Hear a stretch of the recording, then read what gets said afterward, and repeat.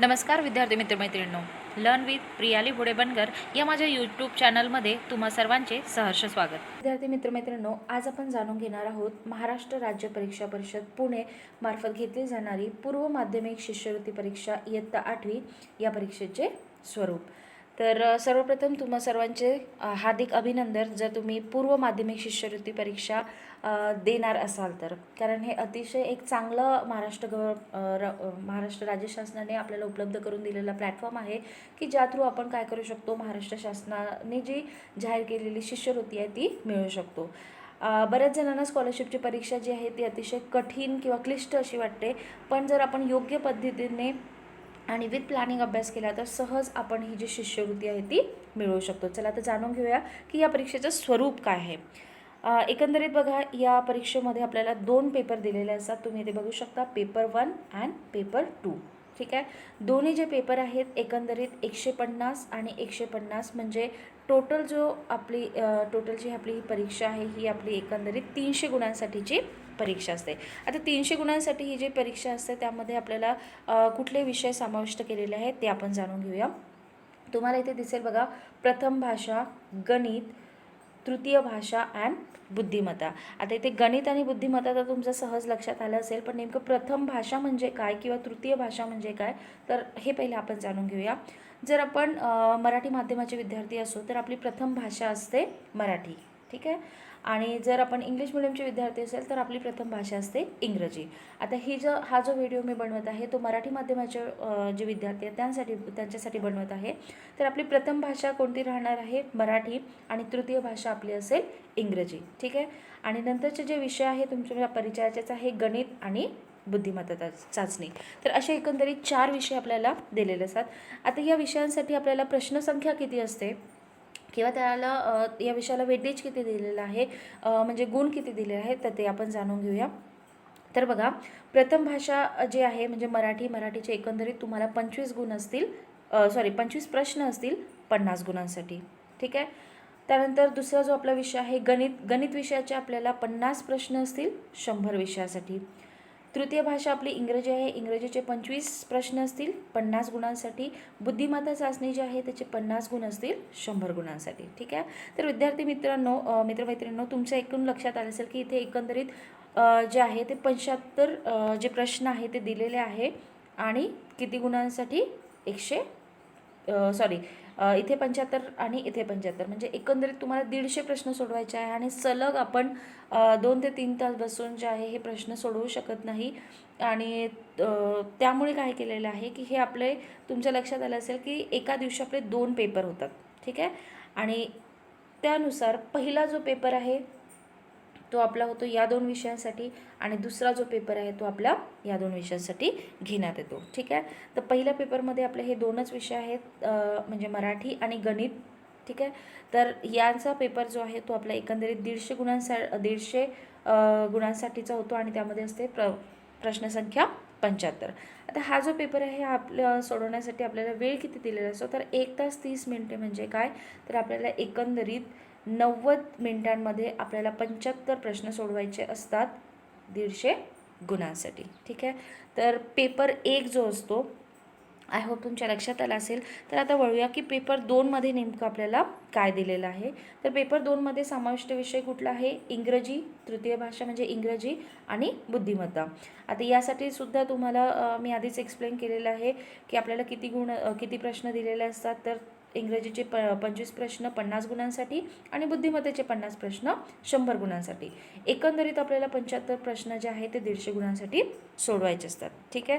तर पेपर 1चे आपले जे गुण आहेत ते 75 प्रश्न 150 गुणांसाठी आणि पेपर 2चे जे आहे ते 75 प्रश्न 150 गुणांसाठी. असं एकंदरीत आपण 150 प्रश्न 300 गुणांसाठी आपल्याला या परीक्षेसाठी सोडवायचे असतात. ठीक आहे. तर हे जे चॅनल आहे यावर आपण इंग्रजी विषयाचे, तुमच्या लक्षात असेल जर तुम्ही माझे जुने सबस्क्रायबर असाल तर बघितलं असेल की आपण सेतू अभ्यासक्रम मधील काय केलेलं आहे, इंग्रजी विषयाशी संदर्भात तुम्हाला व्हिडिओज दिसतील किंवा इथल्या 9वीचे आपलं जे टेक्स्टबुक आहे त्यातील तुम्हाला व्हिडिओ दिसतील. आणि त्याचप्रमाणे स्कॉलरशिपमधलं सुद्धा इंग्रजी विषय म्हणजे जे तृतीय भाषा आहे त्या संदर्भातीलच व्हिडिओ जे आहे आपल्या चॅनलवर तुम्हाला दिसतील. ते जाणून घेऊया की या एकंदरीत पूर्ण परीक्षेमध्ये आपल्या विषयाचं वेटेज काय आहे, म्हणजे इंग्रजी भाषेचं वेटेज काय आहे. तर तुम्हाला इथे लक्षात येईल बघा की एकंदरीत 25 प्रश्न 50 गुणांसाठी दिले आहे.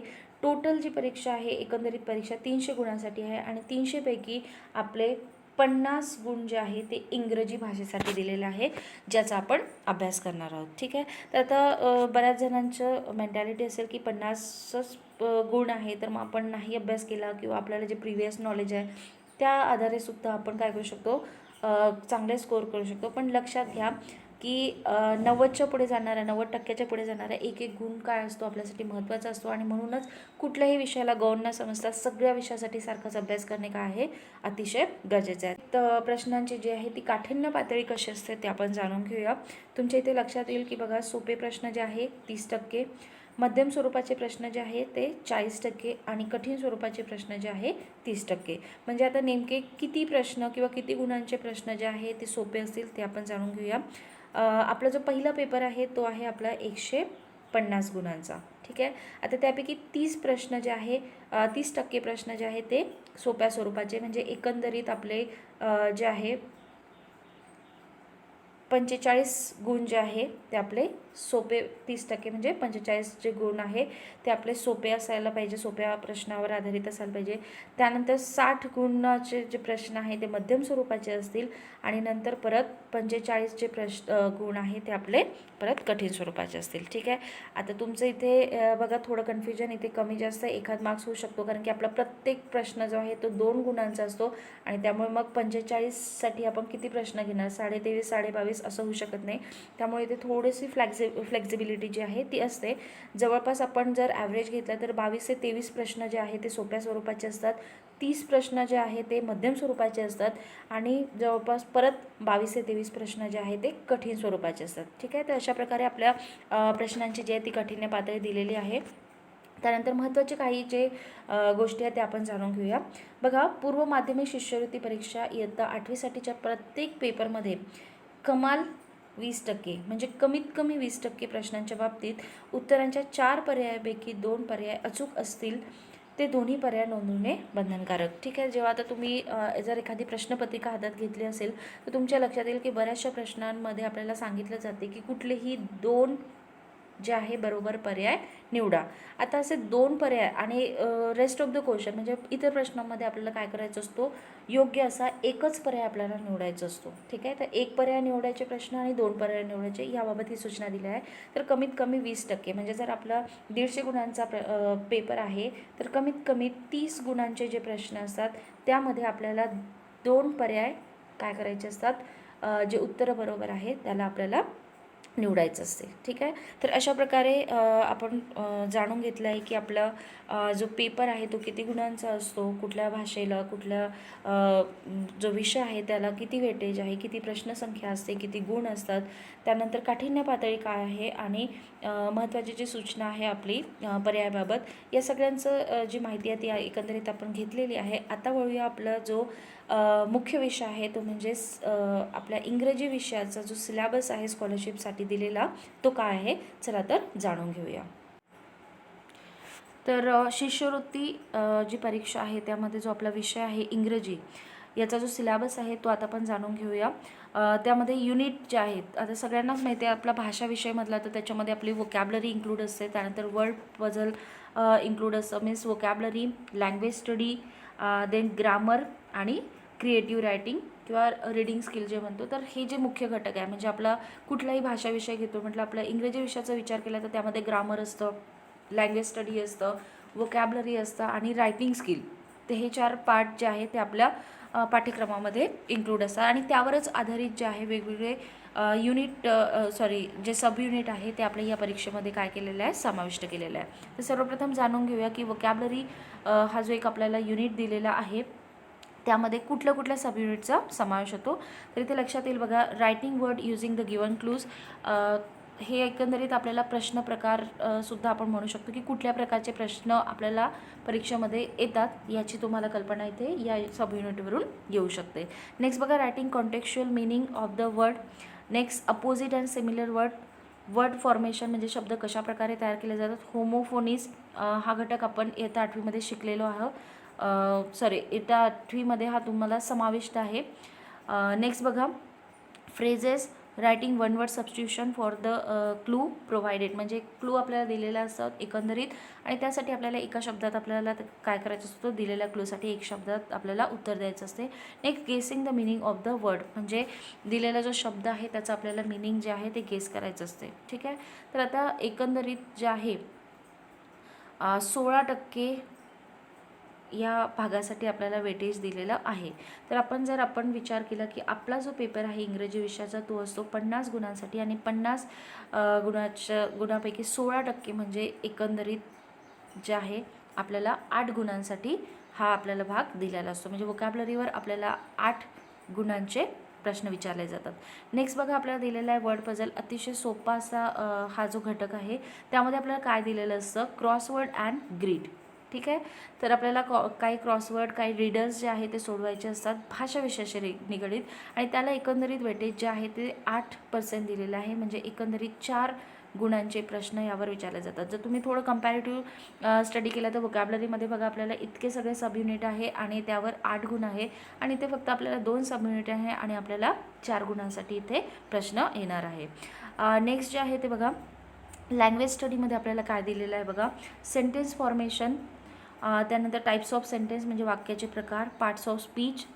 तुम्हाला सगळ्यांना पार्ट्स ऑफ स्पीच माहिती आहे ज्याच्यामध्ये नाऊन प्रोनाऊन असे एकंदरीत 8 पार्ट्स ऑफ स्पीच आहे त्या सगळ्यांचा याच्यामध्ये समावेश होतो. Next module auxiliaries and tenses. तर काळ जे आहे हा महत्त्वाचा जो घटक आहे तो सुद्धा लँग्वेज स्टडीमध्ये आपला इन्क्लूड होतो आणि याला दिलेले जे वेटेज आहे ते आहे 24% म्हणजे एकंदरीत 12 गुणांसाठी हा घटक आपल्याला अभ्यासायचा आहे. ठीक आहे. वळूया पुढल्या घटकाकडे. पुढे आपल्याला दिलेला आहे ग्रामर. ग्रामरमध्ये आपल्याला महत्त्वाचे 3 घटक दिले आहे, active passive voice, direct indirect speech and degree. ठीक आहे. तर या महत्त्वाच्या 3 ग्रामरचे जे पार्ट आहे यासाठी आपल्याला वेटेज दिलं आहे 12% म्हणजे एकंदरीत 6 गुणांसाठी आपल्याला हा जो घटक आहे तो अभ्यासाचा आहे. पुढचं आपलं युनिट आहे युनिट नंबर 5 ज्यामध्ये आपल्याला दिलेलं आहे क्रिएटिव्ह रायटिंग. ठीक आहे. आता क्रिएटिव्ह रायटिंगमध्ये नेमकं काय इन्क्लूड आहे ते बघा, शॉर्ट नोट्स, त्यानंतर dialogue, slogan, advertisement, news, email, website and SMS language. ठीक आहे. तर हे जे सगळे विषय आहे अतिशय सोपे आहे आणि तुम्हाला या कुठल्याही जे घटक आहे तो समजण्यास अजिबात कठीण जाणार नाही. कारण आता जे सध्याचे जे आहे मीन्स वेबसाईट किंवा SMS लँग्वेज, ॲडव्हर्टाइजमेंट हे तुम्ही या सगळ्या गोष्टींशी तुम्ही यूज टू आहात आणि सहज पद्धतीने आपण हे गुण जे आहे ते ग्रॅप करू शकतो. तर यावर आधारित आपल्याला 16% याला वेटेज दिले आहे म्हणजे एकंदरीत 8 गुणांसाठीचे प्रश्न जे आहे ते आपल्याला क्रिएटिव्ह रायटिंगवर येणार आहेत. नेक्स्ट जो आपला पार्ट आहे तो बघा दिलेला आहे रीडिंग स्किल. ठीक आहे. तर रीडिंग स्किलवर आधारित जे आहे आपल्याला प्रोज येणार आहे म्हणजे जो आपला पॅसेज असतो धडा जो असतो त्यावर आधारित पॅसेज आणि पॅसेज किती जो शब्दांची शब्दमर्यादासुद्धा इथे दिलेली आहे. तर 70 to 80 वर्ड्स म्हणजे 70 ते 80 शब्दांचा पॅसेज आपल्याला येईल आणि त्यावर आधारित प्रश्न आपल्याला सोडवायचे आहे. ठीक आहे. इथे जर तुम्ही वेटेज बघतो म्हटलं तर इथे आपल्याला वेटेज दिलेला आहे 20% म्हणजे एकंदरीत 10 गुणांसाठी आपल्याला हा भाग जो आहे तो अभ्यासायचा आहे. मीन्स रीडिंग स्किलवर आपल्याला बरेच गुण इथे आपल्याला दिसून येत आहे. नेक्स्ट बघा, आपला जो पार्ट आहे दॅट इज मिसलिनियस म्हणजे संमिश्र. मिसलिनियसचा अर्थ होतो संमिश्र. हा आपला शेवटचा घटक आहे. आता संमिश्र म्हणजे काय, तर यामध्ये जे आहे एक पर्टिक्युलर प्रश्न प्रकार दिलेला नाही तर सगळ्यांचं एक मिश्रण दिलेलं आहे. तर बघा यामध्ये कुठले घटक समाविष्ट होतात, गेम अँड क्लॉक. ठीक आहे. तर ते जे आहे भाषा विषयावर आधारित काही गेम दिलेले आहे आणि क्लॉक याचा समावेश यामध्ये होतो. एकंदरीत आपल्याला वेटेज जे दिलेलं आहे ते आहे 4% म्हणजे 2 गुणांसाठी हा आपल्याला प्रश्न विचारला जाईल. ठीक आहे. तर अशा प्रकारे आपण जे टोटल 100% वेटेज आहे ते आपण बघितलेलं आहे. कुठल्या घटकाला किती वेटेज दिलेलं आहे ते सुद्धा आपण बघितलं आहे. जर कंपॅरेटिव्ह आपण स्टडी करतो म्हटलं तर लँग्वेज स्टडी जे आहे त्याला सगळ्यात जास्त वेटेज म्हणजे 24% जे आहे एकट्या तुमच्या या घटकाला म्हणजे लँग्वेज स्टडी या घटकाला दिलेला आहे. ठीक आहे. तर अशा प्रकारे आज आपण जाणून घेतलं आहे की आपल्याला स्कॉलरशिपची जी परीक्षा आहे त्यामध्ये इंग्रजी विषयासाठी कुठला अभ्यासक्रम जो आहे तो अभ्यासाचा आहे. त्याच प्रकारे त्याला वेटेज किती आहे, म्हणजे किती गुणांसाठी त्या घटकावर आपल्याला त्या युनिटवर आपल्याला प्रश्न जे आहे ते विचारले जाणार आहे आणि कुठल्या युनिटमध्ये आपल्याला कोणते जे सब युनिट आहे किंवा जे सब पॉईंट आहे ते अभ्यासायचे आहे. या सगळ्या गोष्टींची आपण आज माहिती घेतली आहे. आय होप तुम्हाला ही जी माहिती आहे ती अतिशय उपयुक्त ठरेल आणि सहज पद्धतीने तुमची जी स्टडी स्ट्रॅटर्जी आहे, म्हणजे अभ्यासाची जी आपण एक म्हणू शकतो की तुम्ही जे काही प्लॅनिंग केलं असेल ते तुम्ही सहज पद्धतीने आणि चांगल्या पद्धतीने करू शकाल. त्याबाबत मार्गदर्शन करणारा व्हिडिओ जो आहे तो तुम्हाला लवकरच माझ्या चॅनलवर उपलब्ध होईल. प्लस इंग्रजी विषयासाठी म्हणजे शिष्यवृत्तीसाठी इंग्रजी विषय अभ्यासताना जे घटक आपल्याला अभ्यासायचे आहे त्यावर सेपरेट व्हिडिओ प्रत्येक जो टॉपिक आहे त्यावर जो व्हिडिओ आहे तोही तुम्हाला माझ्या चॅनलवर लवकरच उपलब्ध होईल. चला तर भेटूया आपल्या पुढील व्हिडिओमध्ये. या प्रश्नासंबंधी जर तुमच्या काही क्वेरीज असतील, काही प्रश्न असतील तर कमेंट बॉक्समध्ये नक्की कमेंट्स करा. व्हिडिओ आवडल्यास तुमच्या मित्रमैत्रिणींना शेअर करा जेणेकरून या व्हिडिओचा उपयोग इतरही विद्यार्थ्यांना घेता येईल.